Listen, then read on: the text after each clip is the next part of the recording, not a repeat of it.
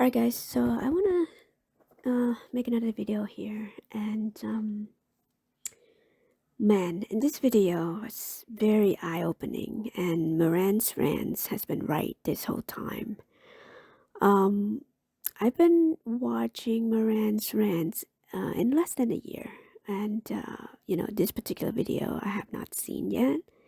And if you look at let's see, if you look at the when this video was made, it was made about a year ago, and it's like sometime in November when he was making this. And I wish I saw this video beforehand, so I could have been more informed about jumping into AMC um, at the time, and then kind of promote it to my close friends too. Regretting it a little bit now.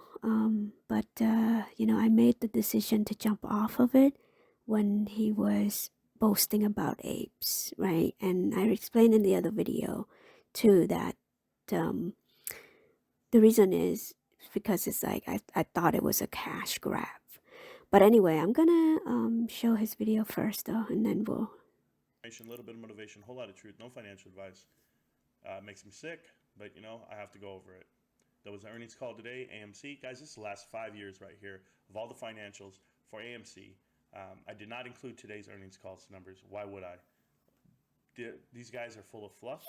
If you hear how they talk when they do an earnings call, they actually shell out percentage increase versus 2020 and just back and forth, or versus the first quarter to the second quarter and things of that nature. It's like you weren't open fully in the first quarter. Second quarter, great. You finally got going again, but you also got to understand that P3 or quarter three, I'm sorry, has what?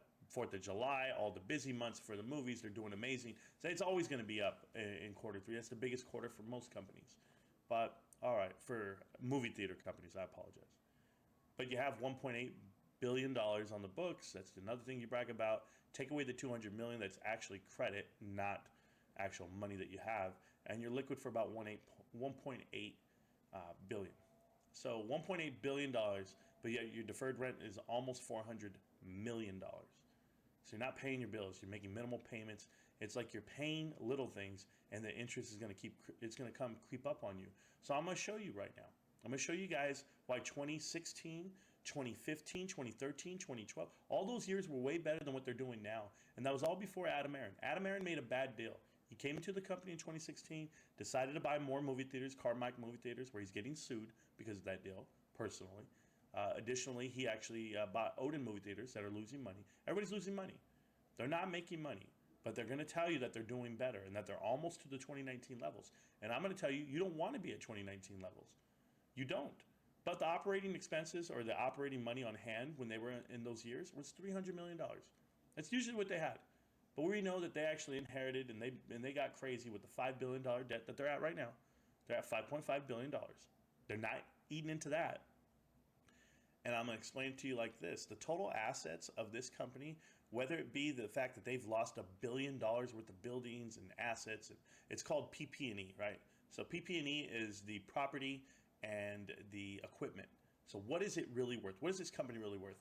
And you'll look at it here. It used to be worth $7.4 billion. Now it's worth $6.4 billion. So they lost $1 billion on assets alone. But when you look at total assets of the company, they're $2 billion less today than they were previous in 2019. So that's $2 billion less on assets. And that matters. That matters to a lot of investors, and that matters to credit companies. Because when you're going down in assets, that means you're cutting your losses. And even though it's great to cut losses and cut bait, there's still losses. So short-term debt and the short-term debt and the credit terms that are associated with that, they were actually at $87 million. It was manageable. And they bumped that all the way up to $634 million. So over $500 million, 8 times more short-term and current long-term debt. So that's the first thing. Next thing is I will jump down to the non-current and long-term debt. So this is the craziest part you've ever seen in your life, guys. This is where bad business decisions really show on the books. These guys were going under no matter what. And that's what the whole world's telling you. They were at $4 billion in debt. They were at $5 billion in debt. Now, $9 billion in debt, all the way up to $10 billion. Oh, I know, Marantz, but it's $300 million less. So I'm explaining it to you guys the best way I can. If they're at 10.4, substitute, take away what they're worth, 6.4. They owe more than what they're worth by $4 billion, and all you have is a 1.5 billion. 1.5 and some change. That's all you got. But you owe 10.4. It's right here, plain as day, guys. This does not go away. This is not gonna go away. The $10 billion. So. All right, guys, I'm gonna stop the video here because I want you to really go and finish up this video on his channel because he deserves to get all the views that he can. And go ahead and subscribe to the guy. He's actually a very good guy. But again, you have to be a little bit tough if you are supporting of this CEO. But it's good to have an opposition view at this point because you need to know what the truth is, right? And at the point he was saying about how Adam Aaron was in here 2016, and it's almost feels to me that he was planted there, by somebody, or he's just a bad business person in general to run this company. And ever since he's been there, he's been loading on debt after debt, buying movie theaters that doesn't make any money at all, and then just loading off debt and then selling off asset, right? And it seems like that's the anatomy of a short seller, right? Is that's what they do. They would go into the company, plant these executives, convince them to sell, all asset and then load off debt. Now, the whole idea of, paying off debt here, and with the market cap of this company currently at $2.8 billion, that is not going to be enough to pay off the debt. As you can see here, the debt is way more than $5 billion. Okay? And on top of that, Adam Aaron sold Ape to Antara Capital just, recently. And now, whether you think he was forced to do so or it was planned all along, this is just my opinion and my opinion only. And now, in my opinion, he's just doing that to drag on this as long as he can, right? And to get retail trapped in this investment right here. I don't know if it's related to GME run or not. I can't say that. The evidence is kind of mounting at this point, right? Because when GME run, what happened? They were panicking, right? So they had to find another plan. And this is why every time you hear about GME, AMC is always go hand in hand. Oh, they're all the same stocks, right? But anyway, enough about GME. And the part where Marantz was talking about apes and how Adam Aaron was boasting about everything in the earnings call. It's just like all this bells and whistle, but never deliver.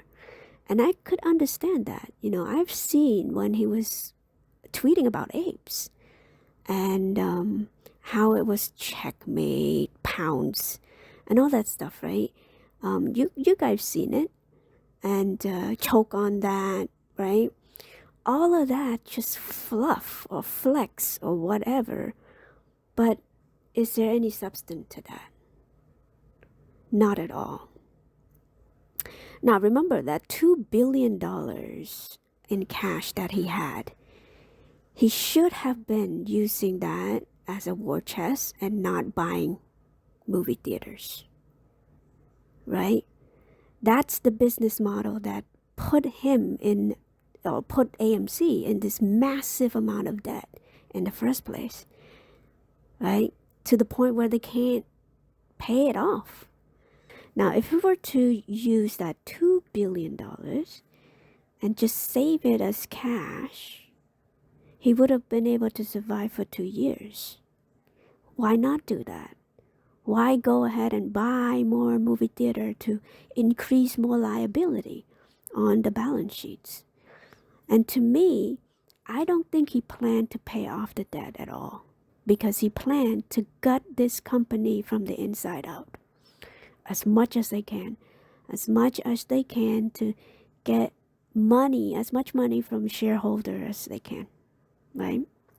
And this is why I think that there are these loan sharks that are coming in, like Antara Capital, um, you know, short exempt volume is so high. It's because they know there's no way that AMC will not file for bankruptcy soon.